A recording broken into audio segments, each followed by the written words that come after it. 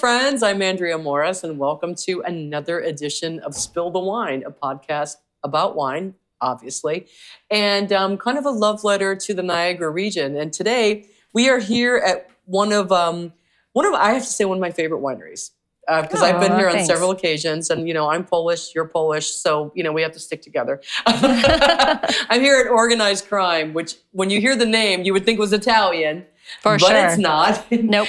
And I'm here with Ania De Deluba. De Deluba. Yeah. De Deluba. De Deluba. That's okay. It's a mouthful. Okay. Who's the owner, and also Greg Yemen. Hello. Who is the winemaker. Hello, and thank you guys for both being here. Thank you. From one Polish person to another. Thank you so much. Cześć. Yeah. So when you think about organized crime, I remember the first time I drove by here and I saw the sign, I was like, oh my gosh, is this like an Italian winery? And it's not. No, not so at all. So explain a little bit about where the name organized crime came from. Yeah. So, when we first were looking at how to name the winery, we were looking at a lot of different things geographically. And then we realized a lot of wineries were using the bench in their name. And we wanted to sort of stray away from that because there were a lot of our neighbors were using that already. So we looked to the history of the region, and it turns out that in this area, in the early 1900s, there were a lot of Mennonites that lived here. And in particular, there were two Mennonite churches. One was more traditional, regular Mennonites, and the other church was more progressive. The progressive Mennonites decided one day to go out and get a pipe organ, and they started playing it in their church on Sundays during their services. And the traditional Mennonites felt that this was sinful and prideful and showing off. So that's a big sin for Mennonites. And so they were up in arms about it. So in the dead of night, the Mennonites from the traditional church got on their buggies. They drove over to this progressive church. They broke in. They stole this offensive pipe organ. They loaded it onto their buggies, and then they drove it down to the 20-mile embankment in Jordan, and they chucked it down the ravine. They destroyed it completely. Essentially, that was it for music in the community. It caused such a scandal that in turn made it into our local Jordan Historical Museum, which is now the Lincoln Cultural Center, so you can learn about it there. And that is why we're called the Organized Crime Winery.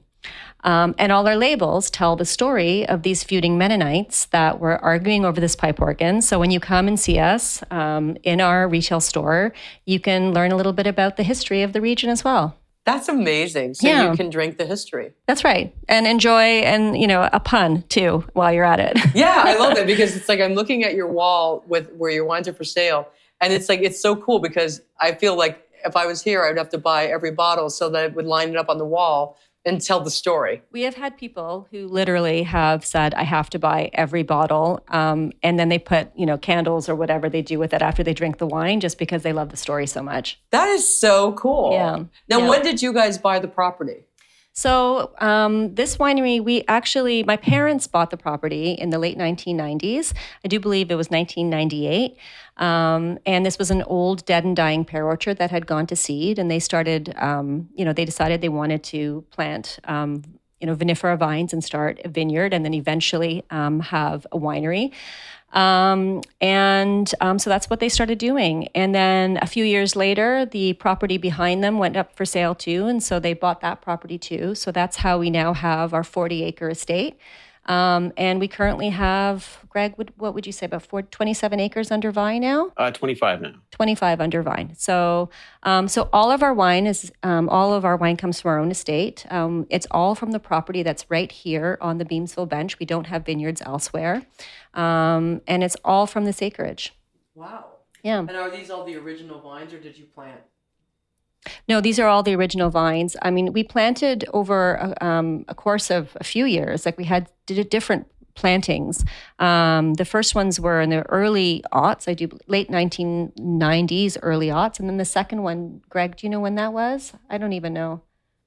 I believe around 2010 or so. Yeah, that was the second lot. So we do have some really nice age on our vines. So. And Greg, how long have you been the winemaker here? I've been on this crush pad since 2014, as the winemaker since 2016. I was here the first 2 years with another guy that was making the wine at a few little wineries. We were working together at a few places. But since 2016, I've been here alone.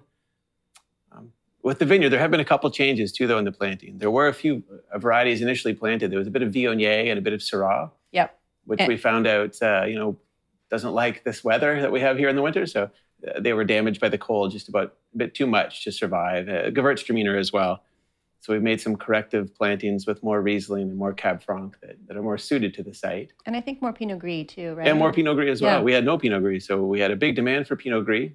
Yep. Initially, we had to buy fruit because we had nothing here, but we planted enough now that we're self-sufficient and don't need to purchase anything other than what we plant or grow here on the estate. And you've got a really nice location too, because you've got that like slope, and it's just like such a beautiful view as well. We're very lucky. Yeah. It's beautiful. It just makes farming much harder. I don't know how. Yeah. Flat rectangles are much easier than what Exactly. we have out here. It's like I don't know. can't possibly walk Yeah. Greg's enjoying the view, but he's also cursing when he's like trying to get the tractor and some of these tight spots. So Vines love the slopes. It is much more difficult to farm with the equipment when you have sloping. We're sloping mainly east and a bit to the north here. So. Yeah, it's a little bit like, oh my gosh. It's a bit more of a challenge, but it's all good. The results are worth it. Yeah, and our guests love it because in the summertime we have all our picnic tables outside when we do all our tastings. So the majority of our tastings outside with Muskoka chairs there too, and they've got this beautiful view of the lake. Vineyards. They overlook the vineyards and then they see the lake in the background. So we're very, very lucky from that perspective. It's really a perfect location, isn't it? We think so. Yeah. Now, do you hand pick or do you use machinery or? We have traditionally hand-picked everything. We've started to machine pick certain blocks for stylistic reasons. Like with Pinot Gris, I like to do skin contact for 24 hours. And so the technology with machine pickers now is so good that we can pick our Pinot Gris perfectly clean and then give it skin contact for 24 hours before we press. But things like Pinot Noir or say Chardonnay, we'll pick everything by hand. So yeah, stylistically, we'll pick a whole bunch, hand pick, or we'll pick by machine some blocks that I want to give skin contact to because we can do it so cleanly and so well. As long as we keep the vineyard clean all season with no disease, it's a doable thing. So now, do you have a favorite wine to make? Absolutely. And Chardonnay. Really? I really think it's the grape for Ontario. It's 100%. It works well every year. I don't find it too difficult to grow. There's a bit of pressure with powdery mildew sometimes, but it's not that big of a deal. In the winery, it's probably the easiest thing we have to deal with. I can not intervene with this grape. It's very hands-off Chardonnay. Other grapes, maybe like Cabernet Sauvignon, are a bit more difficult. We have to, intervene a little bit more to make a good wine out of that. So I think it's Ontario's grape. Is your Chardonnay oaked or unoaked? A bit of both. Okay. So, we'll use a lot of neutral oak. I'll use neutral Foudre, 1,000-liter casks, older 500-liter puncheons, and a very small percentage of new oak will go into our Cuve Krystyna, but it's usually in the 10 to 15% range. So we have to get a bit of oak into the program. So you've got to buy a new barrel at some point. Yeah, we do two different styles. A small amount. Yeah. I'll even do some in stainless steel. So And it's a blending. Anya, do you have a favorite wine?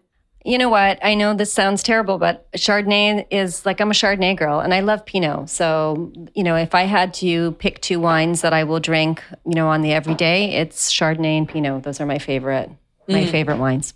So Chardonnay and Pinot are your two favorites? Chardonnay and Pinot are my two favorites, yeah. And I think those are some of the grapes that do really well here in Niagara, that we grow really well. We make beautiful wines from those grapes. And also Cab Franc. Like, I love Cabernet Franc as well. If I am ever eating, beef or if I'm doing lamb, that's the first wine that I'll pick up and drink. But because, if I want to just sip on something, and generally I eat a lot of chicken and fish, it's Chardonnay and it's Pinot Noir. And I would say that those are two great choices. So I applaud you for that. Thank you. Thanks. I think it's the core four varieties that we should have on the bench. And it's Chardonnay, Pinot Noir, Riesling, and Cab Franc. They're Agreed. the four. They survive the winters, first of all. They get ripe. Chardonnay, we can make great 10 years out of 10. Something like maybe Cabernet Sauvignon, we can make great maybe 3 years out of 10. So, Chardonnay is our grape. It's like play to your strengths, right? Yes. 100%. Why would you not? Yeah. And you know what? It always breaks my heart when we have the ABCs come into the winery, the anything but Chardonnay people. because, I just feel like they've just had bad Chardonnay and they've never been able to get past that. Chardonnay has so many different styles. And I'm a firm believer that if you've just had, bad Chardonnay, you just haven't found good Chardonnay or stylistically the Chardonnay that you enjoy. So, somebody might not like spice on their Chardonnays. There's so many wonderful unoaked Chardonnays out there that are just mineral and fruit forward. And then there are some people who, want all those buttery, biscuity notes and those spice notes from new oak. There's so many Chardonnays like that too. So there's still a lot of people out there that say they don't like Chardonnay, but they love Chablis, right? Yeah, it's 100%. So they love that style. They just don't understand what they're drinking, maybe. So yeah, our limestone block Chardonnay, we try and make more in that style where it's fresh and approachable. It's not mineral. Full mallow. There's still some green apple kind of malic acidity in the wines. Very drinkable. Kind of a Chardonnay for people that don't like that big buttery California style. So I think the more that you try it, the more you can appreciate all of it, and just kind of like find that thing that it's like, oh yeah, like maybe I just want to drink a Chardonnay on my own, or maybe I want to pair it with a meal, and it's it's such a good, and that's why it's so wonderful. It's so versatile. You can sip on it, enjoy it on its own, but also it's just such a fantastic food wine. Yeah. So yeah, we need to start a pro Chardonnay campaign. Right? 100%. Yeah. I'm on it. I'm already on it. Yeah. This is the 15th year of the I4C celebration in Niagara. So we have been preaching Chardonnay for a while here. It's just hopefully the consumer catches on. Well, hey, now with tariffs and everything, maybe people will be coming down here more, and people in Ontario will appreciate that this region exists. Yep. And, actually, stop depending on California and other countries and come here and enjoy what we have to offer. Let's hope. So let's taste some of this. On that note, let's taste the magic. What are we going to start with? All right, I guess the first one we have there is the 2021 Limestone Block Chardonnay. And this is a really cool little label with a guy playing the organ on the label. Yeah, so that's the Mennonite who has his pipe organ. All of the pictures on the labels were done by a British artist, and it's all sort of done in this pen and ink style that's very sort of Edward Gorey almost. We love them. When we get so many positive comments on them when people come in. And I think people just like the surprise. Like they come in here, they're thinking that it's going to be Mafia, and then when they discover that it's something completely not, and it's something to do with the history in the region, people love that and are always pleasantly surprised by it. Yes, like I said, the first time I came here, I thought it was going to be an Italian winery and it was going to be like 100%. Mafia guys, and it wasn't at all. And I was so pleasantly surprised, and also in love with the history of it and all of this. So now we're talking Chardonnay though. So tell me a little bit about this Chardonnay.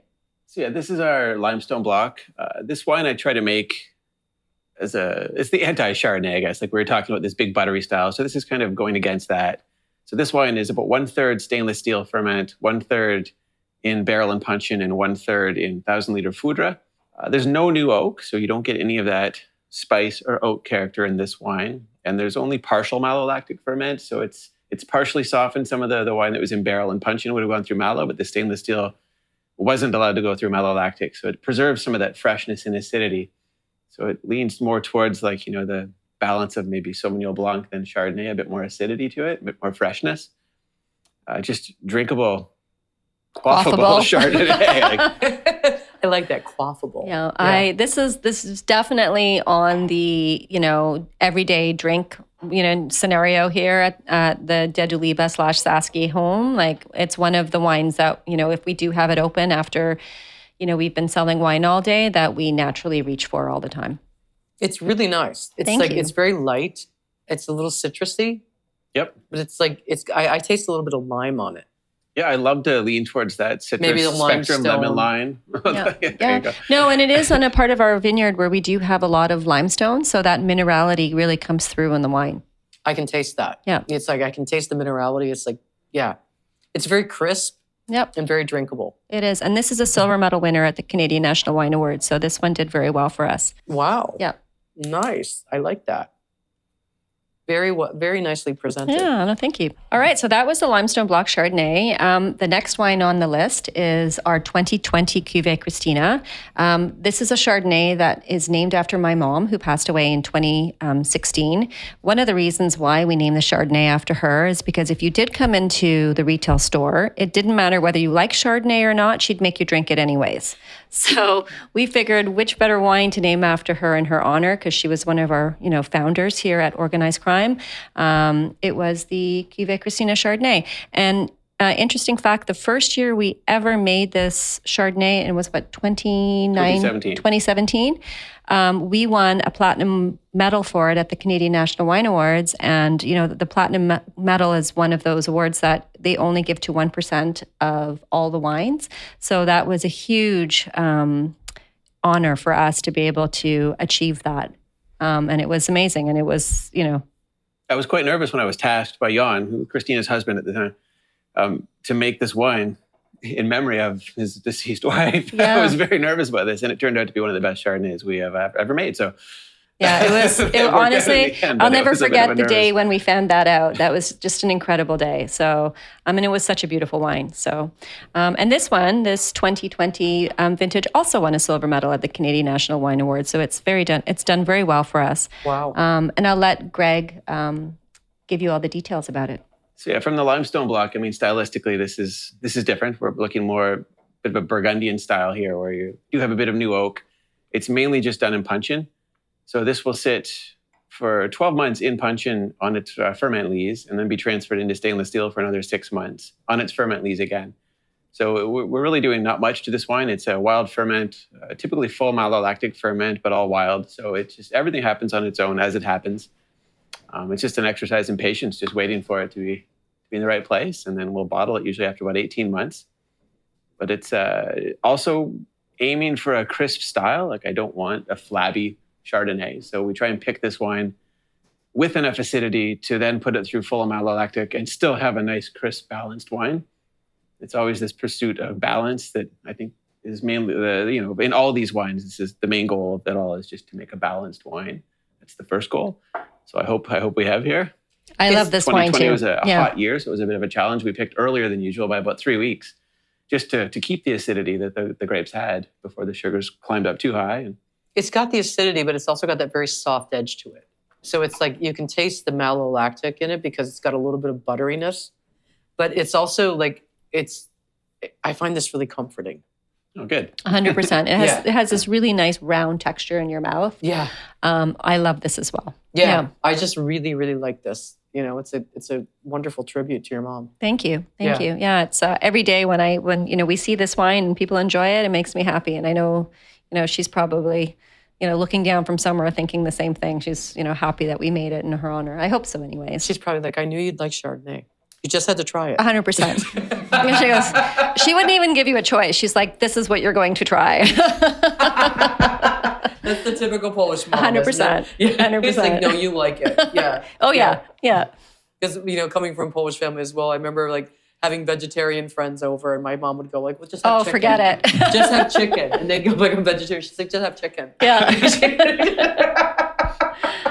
Yep. Couldn't quite grasp that, that chicken was still meat. Yep.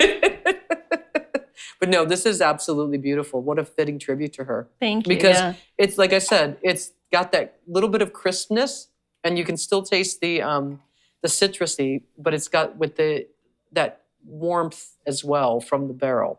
Yeah, it's a trick. The pick date is so key with this wine. Like I said, just to keep that acidity and not have it full blown and really oily and thick and too ripe. I don't want it to be like pineapple ripeness.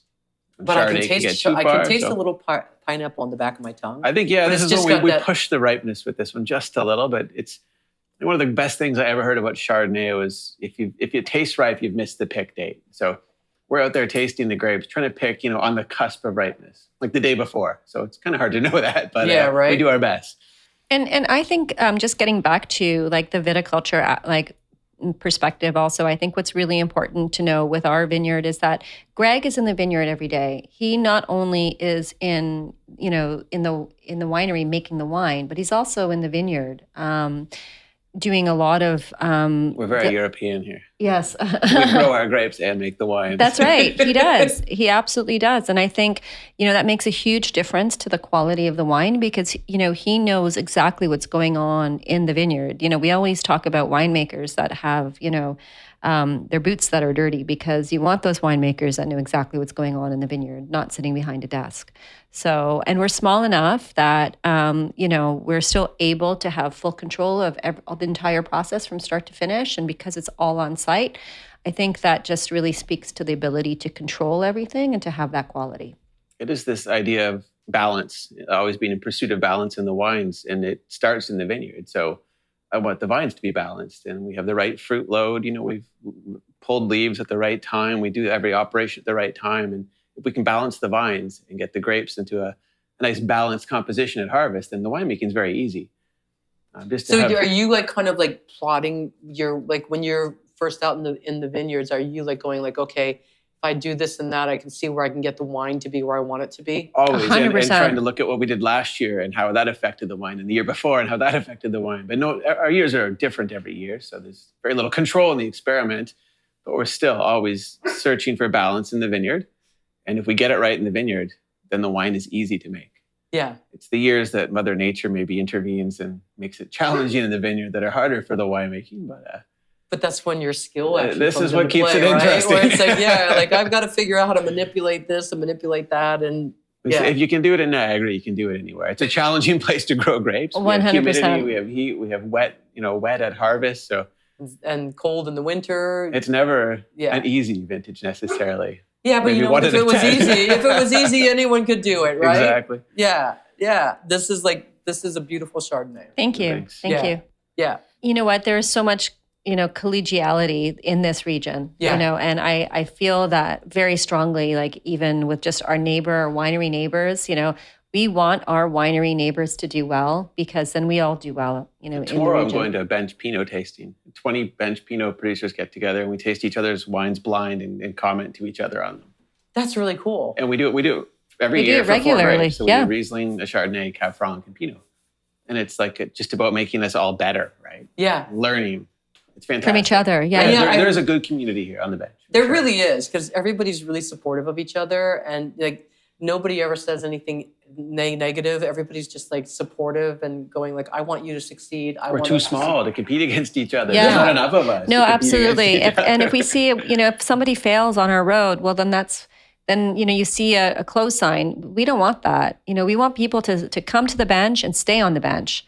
So, by all means, let's have, and I am sending people to all of my neighbors because I know that when they come in here, they've asked their person at wherever they were, where should we go next? And they'll say organized crime. So that's the way it works, right? Yeah, exactly. And we all do that and support each other. Absolutely. So we're going to move on to another white. Yeah, the third white here, we have a Riesling, a 2023 Riesling.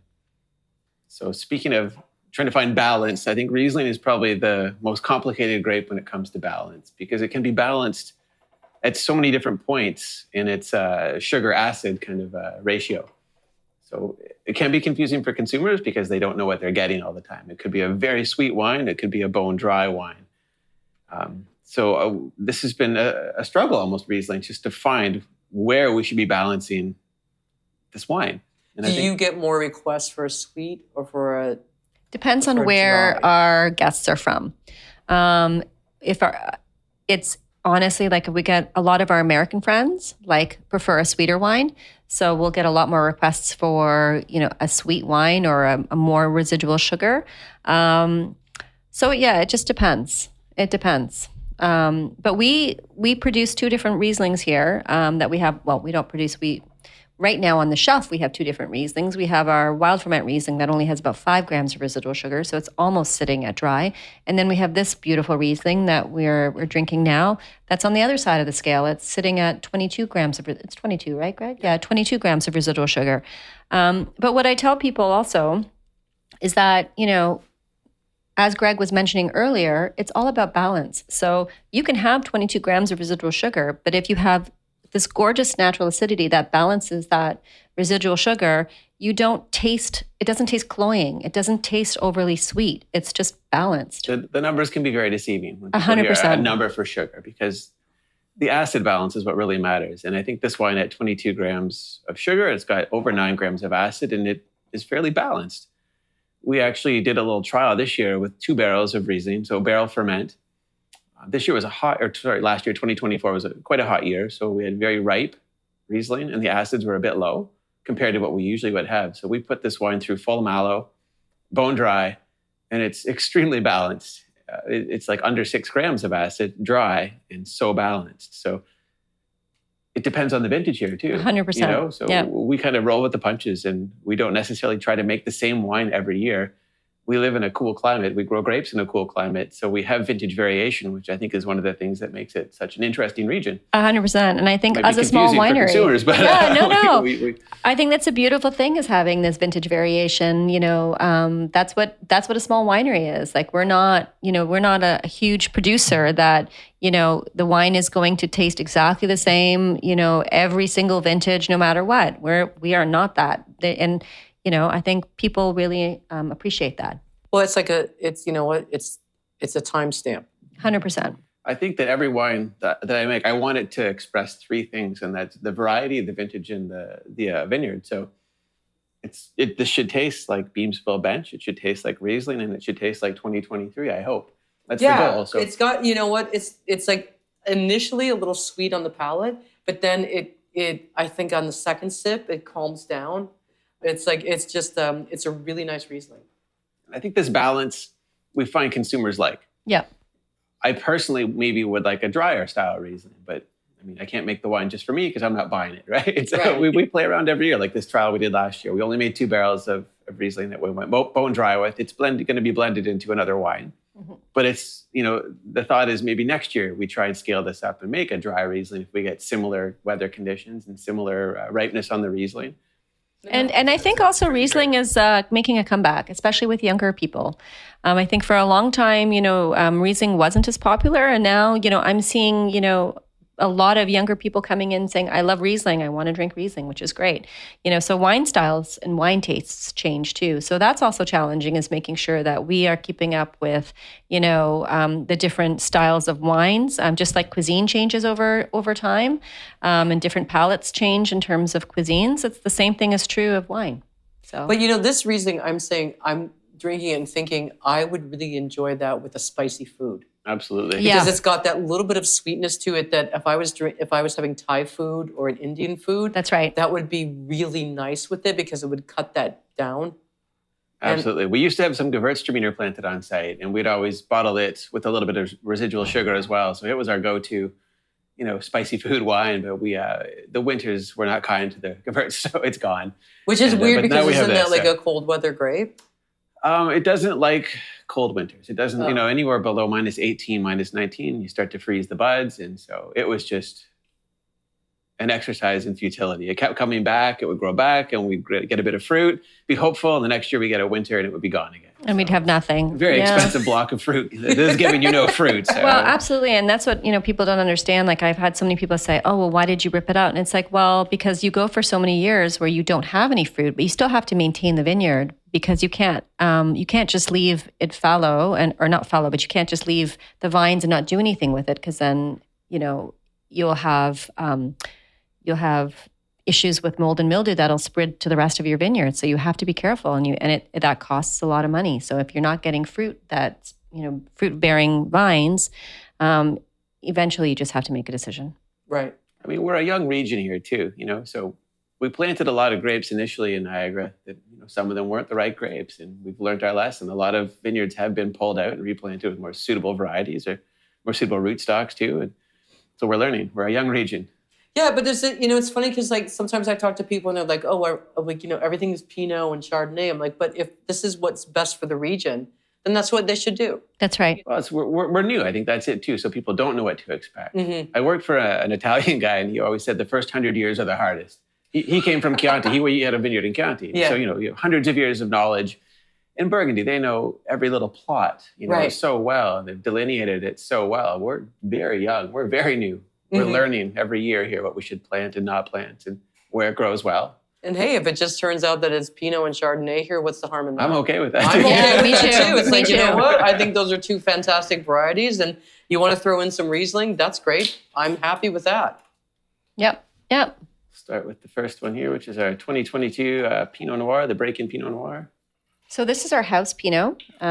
We typically make it from 4 clones that we have on the vineyard. I'm going to let Greg talk about it. With another great little label with this, which is obviously the guy breaking in to the church to steal the organ. Yeah, and that's, I guess, where the name comes from. Yep. We play with we play with a lot of our names as a result. And this is a 2022 Pinot Noir. 2022, yeah. So we have 2 blocks of Pinot. One that runs north-south. So that's our 828 and 115 clone. And then we have our 777 and 667 clones that run east-west.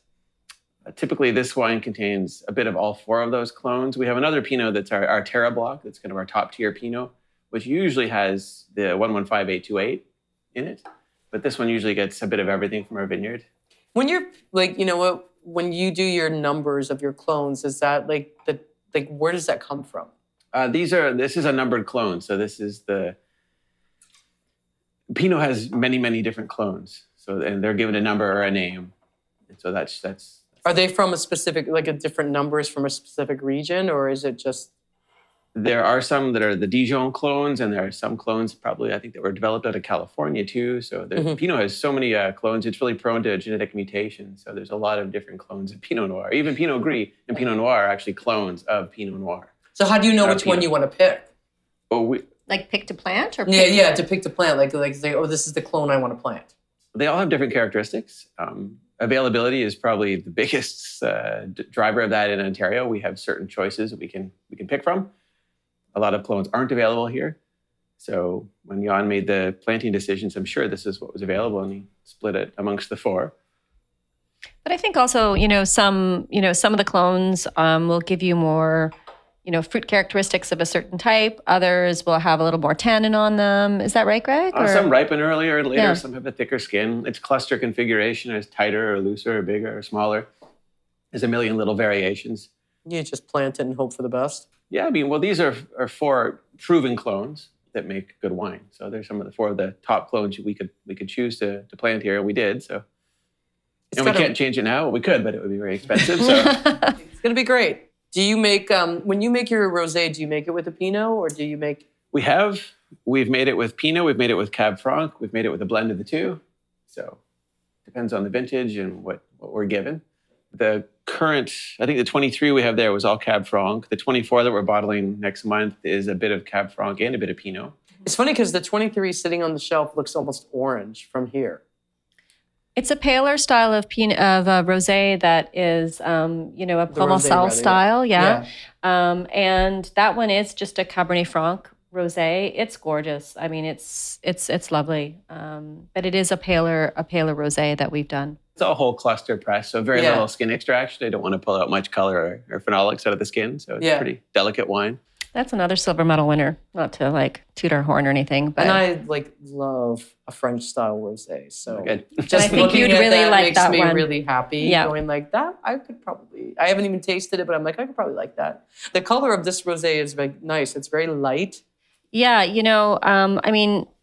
obviously Pinot can change in color quite a bit depending on the vintage. I think this is a pretty classic indication of bench Pinot for the 2022 vintage, wouldn't you say, Greg? Yeah, I go for pretty low extraction too. We're not trying to extract a lot in the ferment process. We're pretty hands off with Pinot. We don't do excessive pump overs or pump downs. So we're going for a more delicate style, I think, a more drinkable style. It is very delicate, but I can see that if you cellared this for a few years, this could be they definitely develop a bit of fat and roundness kind of with bottle age as well. I think I just opened a 21 recently of this same wine, and it had definitely really fleshed out from where it was at when we bottled it. So it's all sold out. So it's selling out before it's hitting its prime. Probably. Actually, that's not true. We sold the last 56 cases to LCBO, and it just hit the shelves right now as we speak in March. So there you go. Wow. That's the 21. bit So left. yeah, there's just a little bit left. Yeah. Go grab that and then cellar it. Yeah, exactly. No, this is a really beautiful Pinot. Thank you. This is my red that I like to drink, when I'm sipping or, on an evening. Like I as much as I love the full-bodied reds, and I don't know if it's as I'm getting older, I just prefer something with a little less alcohol and a little less tannin, and just a whole bunch of gorgeous red fruit notes on it. And so this, for me, from a personal level, this is my style of wine that I want to drink. And especially with summer coming, you could sit on a patio and enjoy this, or just it's just a very easy drinking, comfortable wine. 100%. Yeah. I really think the backbone of Pinot should be acidity. It's not about being a big tannic, broad wine. So with that acidity, it makes it a perfect food companion and just drinkable, which is, Absolutely. Yeah, you don't need a reason to have to open it. No, you never have to have a reason to open Pinot, as far as I'm concerned. Well, I don't think you actually have to ever have a reason to open wine. So there you go. Right? So we are now moving into our full-bodied reds. The first one being a Cabernet Franc 2019 unfiltered, unfined and unfiltered wine. I'm going to let Greg talk about it. All right, yeah. So in 2019, we did two bottlings of Cab Franc. We did our more entry-level Cab Franc. That's a nice, juicy, fruit-forward red wine. And this is a bit bigger, more structured, with a bit more oak on it. 2019 was a cooler year, but I don't think it actually shows in the wine. This wine shows quite a good level of ripeness. There was a portion of this that we did a passamento dry the grapes as well. So some of the grapes were dried just to concentrate a little bit. And there was a bit of new oak used on this too. Try not to use too much, just to help accentuate the grape, not to overwhelm it. Yeah. And it's had some nice bottle age, so I think it's really drinking well right now. Yeah, and the nose on this is all raspberry and violets. It's beautiful. It's got quite a gorgeous nose on it. It's got a little bit of, I think, a little bit of pepper and tobacco as well. Yeah, for sure. That's a pretty typical Cab Franc, right? In the unripe years, it might be it's that bell pepper character that's not really appealing, but no, I love I've never it when been it a gets big into fan this. of the bell pepper thing, but that whole peppery and just that tiny little hint, I can taste the tobacco. For sure, which is just varietal character. Those savory characteristics that you want, right? Yeah. Yeah, it's those tertiary notes that develop over time that, and also I think, this wine has had a chance to evolve in bottles, so the tannins are really nicely integrated into this wine as well. This is also a silver medal winner at the Canadian National Wine Awards, so we've done very well with this one too. Oh, congratulations. So, thanks. Do you find that the medals help you sell more wine, or are people do people come in and look at the medals and go oh, I have to buy that? Yes. I'm going to answer that because I'm in the tasting room. Yeah. Sorry, Greg. No. I have people that come in with a list as soon as the awards come out from the Canadian National Wine Awards, and they want to know what we have on the shelf based on those awards for that year. Really? Yeah. And I'll have so many times, it depends. Some people just want to drink what they like. And then other people who maybe aren't as familiar or comfortable with wine, they'll say, oh, I want this. This is a silver medal winner. Or, oh, I want that. That's a gold medal winner. So honestly, it does make a difference. I think it depends to what the medal is or where it's from. Absolutely. So we only enter the Wine Align Canadian National Wine Awards just because you look at the judges and it's some of Canada's top wine people that we respect. These are the ones that I would look at and respect their opinion. So that's the wine award we enter. We don't enter whatever the county fair, you can get a medal anywhere for $100. But this to us is probably the most respected Canadian wine awards. We're going against every wine in Canada too, or not every wine in Canada, everyone that enters, but wineries from BC and Ontario and Nova Scotia. So and the wines are tasted blind. So the somms that are tasting these wines don't know where what producer made them. And I think that's hugely... It levels the playing field. It absolutely does, because people have their, preconceived ideas about certain wineries and producers. And I think that when you are tasting blind, you're really just tasting based on quality. Yeah, I think that really makes all the difference. Yeah. Because you're right. You could look at something and go oh, I don't like wines from that region without even thinking if you've walked up to the wine, if you've seen the label and know where it's from, and you already have a preconceived notion about what that winery is, or the quality level of their wine, or the price point of that wine, then you've already made a decision in your head, I think. So just to have it all blind, it's a great equalizer. So That's right. That's right. It's our annual little report card. Put the wines in and see how they come out. And I did want to mention that this Cabernet Franc that we're drinking, this is part of our Sacred Series line. So I know for those of you who, you can't see visually, can't see it, but this is our black label. So this is our premium line where we do make wines that are, a wild ferment, or that we do make them unfined or unfiltered in very small quantities. So typically we will do about 150 to 250 cases of each particular varietal. So they're very special. We don't make them in every vintage. We make them in the vintages where it makes sense, where we know that the quality is going to be superior, and we're going to be making a special bottle of wine. So they're sacred because they're special. They're special. Yeah. Yeah. Yeah. It's like, I like it because it's like the label even looks more special. A little like elevated. Yeah, elevated. Yeah. So our last wine here, it's a Bordeaux red blend. So the Bordeaux red grapes, we've got Cabernet Sauvignon, Cabernet Franc, Merlot, Petit Verdot that we have planted on site. So it can contain different components from all of those grapes. This 2022 of the download that we're tasting here is only Cab Sauv, Cab Franc, and Petit Verdot. 60%, 30%, 31%, and 61%, 30%, and 9%.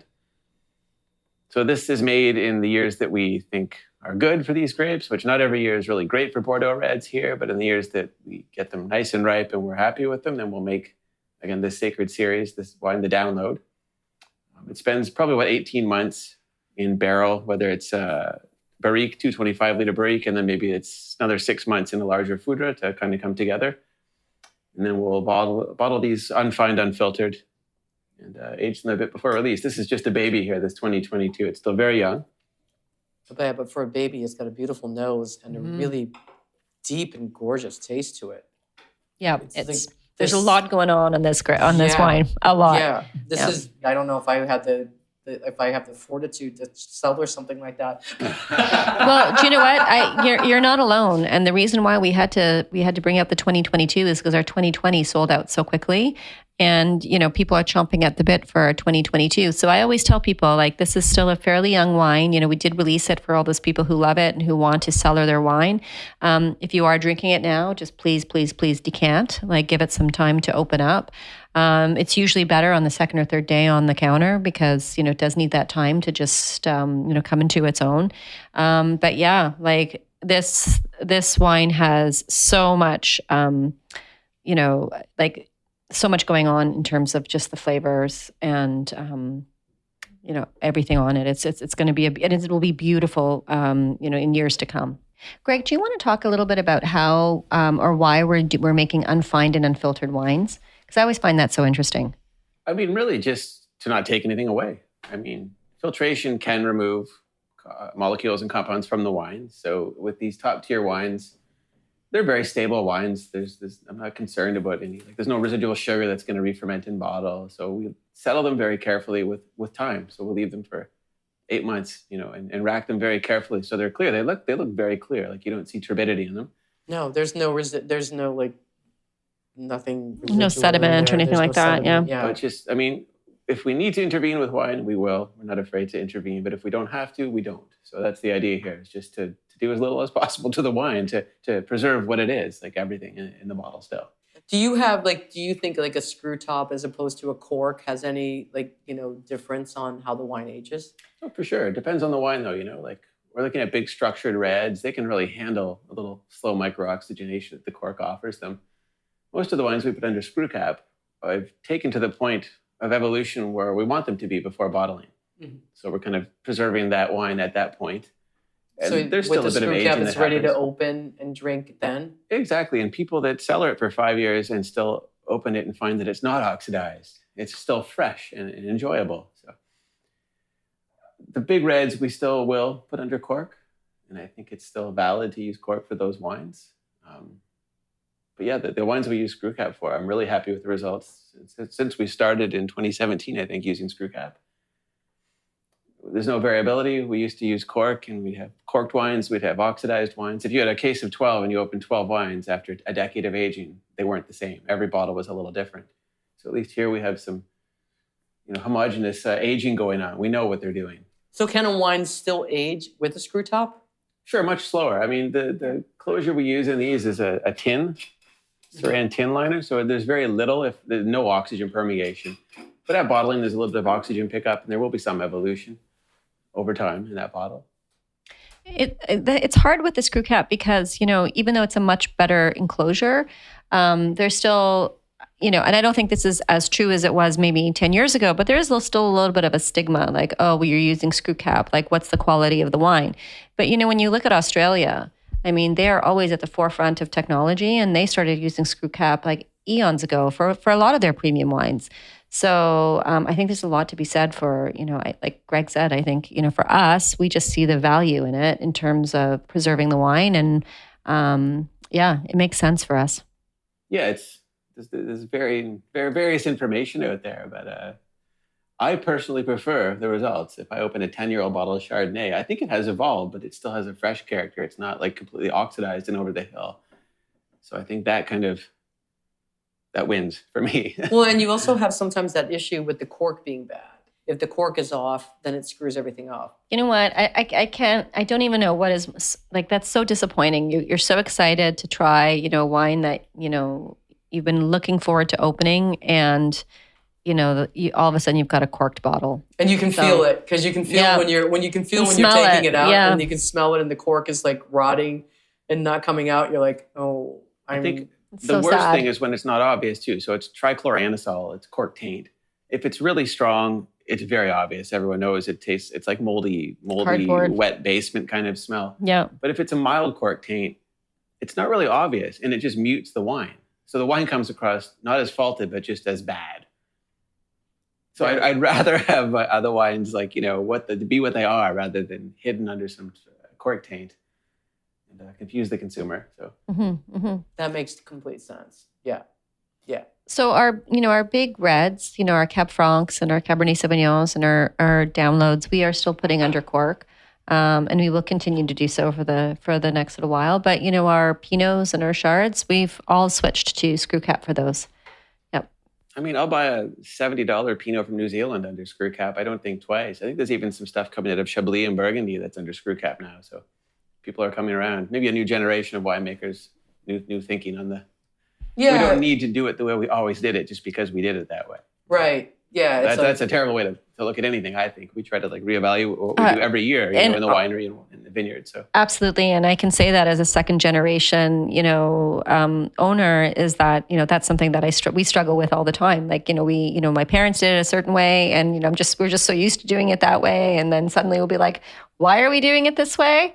Oh, right. Maybe we should be, looking to change that. So whether it's in the vineyard or in the store or, how we're marketing things.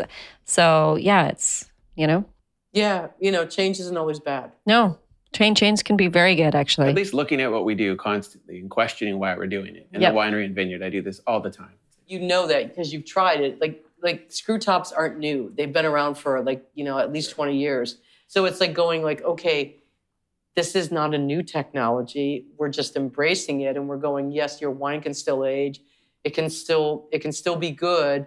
And also, you don't have to put a cork in it when you put it in your fridge and you want to keep drinking more. Correct. There's been a ton of studies done where they bottled the same wine under screw cap and cork and then had consumer groups taste them 10 years, 15 years later. And the screw cap typically always coming out on top as the preferred wine. So that's you get it into your head that corks are better.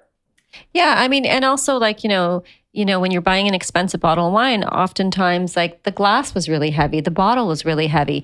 Well, we're in a time where it's all about, sustainability. So our bottles, for example, are very thin in glass, and we do that on purpose because, for sustainable reasons. It's a lot better for the environment to have a lighter glass bottle, just because the cost and the fuel that's used to transport a heavier bottle versus a lighter bottle, it makes more sense, right? Was there a reason though for the heavier bottle? I think it was a signal of quality, right? Exactly. People picked up a heavy bottle with a big cork, and that's good wine. Oh, that must be. Okay, because I was it's just perception. I've had those bottles where the bottle is just like so heavy, and I was like, what's the deal with that? The only wine bottle that really needs to be heavy is for like traditional method sparkling, so it can contain the pressure of the wine. But anything else, it's vanity, I think, to have a heavy bottle. Do you guys do sparkling? No, we don't. No, we don't. Will you ever? I don't think so. I tried to talk to Jan when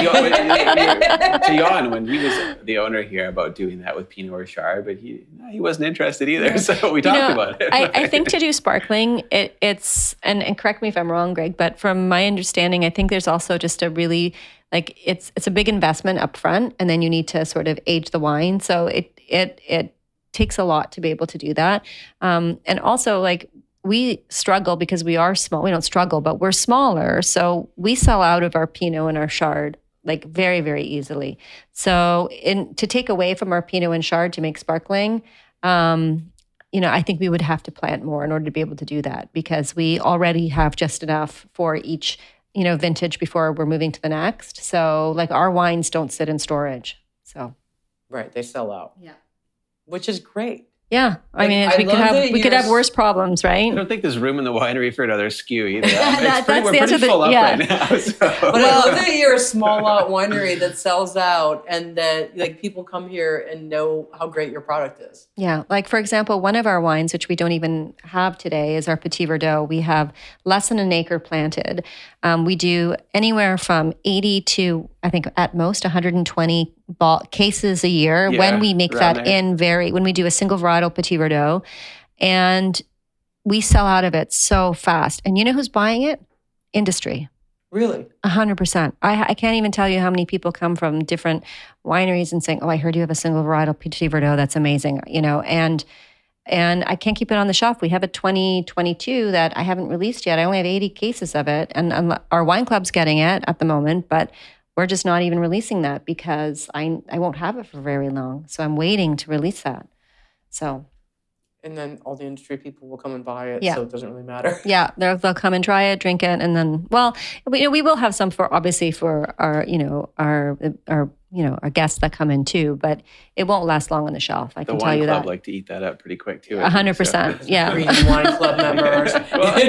Well, there's got to be some benefits to being on the wine club. Well, right? that's exactly, and that's why you are a wine club member. Totally. Because you get those benefits. Yep, you get those unreleased wines and those library wines for sure. Yeah.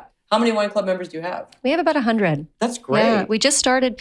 My parents never did a wine club, and one of our employees, Jill McDonald, when she started working here, she was like, "You guys don't have a wine club?" And I'm like, "No." And she's like, "Do you want me to start it for you?" And I'm like, "Sure, why not?" And so.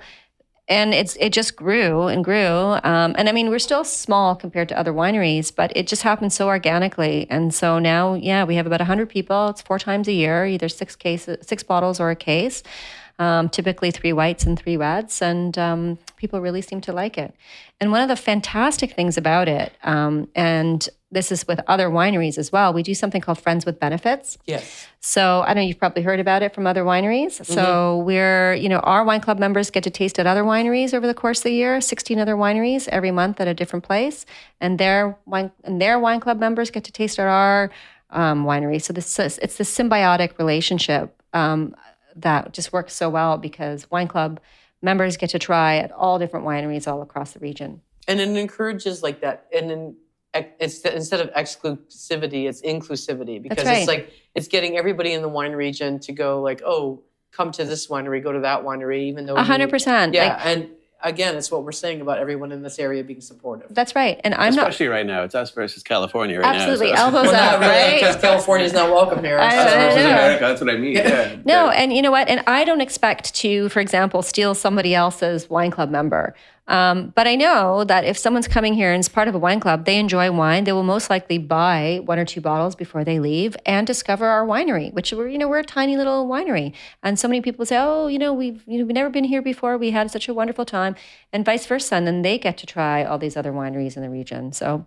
let's just keep drinking Canadian. Let's keep drinking, our wines from our region and supporting each other. I think it's really important, especially right now. Exactly. And word of mouth really helps. Yep. So, you know what, listener, I really hope that you will come here and, come out here to organize crime and don't steal an organ. But No, don't commit a crime, but enjoy and some wine. You're not going to be like, chased down by mobsters. You That's can come right. here and have a great time.